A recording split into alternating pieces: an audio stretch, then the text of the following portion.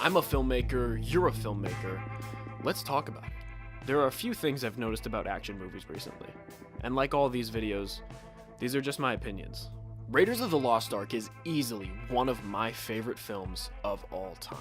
Its kinetic action, great story, and character building world are never a bore.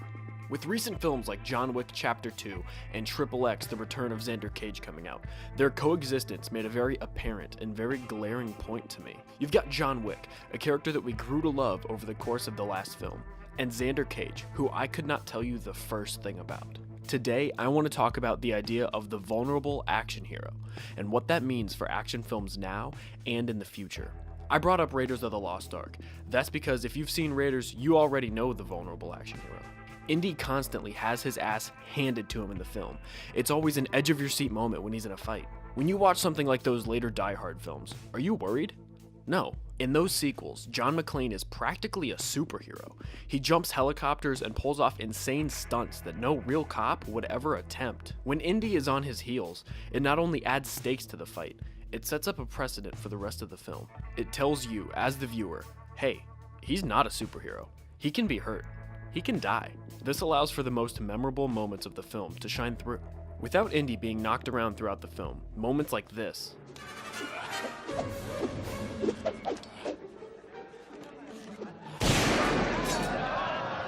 would not have the impact that they do. And this fight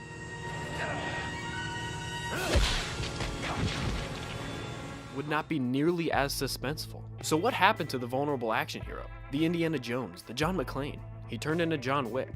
One of the things that jumped out to me when I first saw John Wick Chapter 2 was that he was hit by a car and flipped by a bad guy, all within the first 5 or 10 minutes of the film. Why is it so satisfying to watch John Wick get a headshot or take down 3 guys at once? It's because of the possibility of it not working out, of him being hurt or killed, and him pulling it off as a win, not just for him, but for us, as the audience. So what happens when you have the opposite, a character that the audience isn't worried about? There was a perfect example of this in Batman v Superman: Dawn of Justice. When a company like DC announces a Justice League film and 14 others that are going to be released within the next decade, there are no real stakes for our heroes in the current films. When Superman died in Dawn of Justice, did you actually think that was it for him? When the dirt began to lift off his coffin, my eyes rolled so far back into my head, I saw my own brain.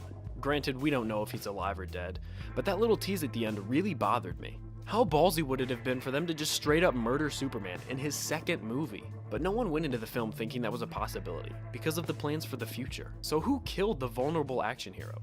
Was it Marvel? DC? I don't think so. I think it was the fact that tickets to movies, like the Die Hard sequels, still sold, regardless of John McClane, Clark Kent, or Xander Cage being vulnerable. If you've got the words Die Hard on your poster, Batman on your poster, or the name Vin Diesel on your poster, that movie's still gonna make money, regardless if they're vulnerable or not. Who cares if there are stakes, as long as I get to see some cool shit? No, fuck that. Make me care about your hero. Give me another Indiana Jones, another John McClane, another John Wick. These are awesome films that make you care about what happens, and still show you cool shit. Put me on the edge of my seat. As always, thank you guys so much for watching, and if you like what you saw here, don't forget to like, comment, subscribe, and share.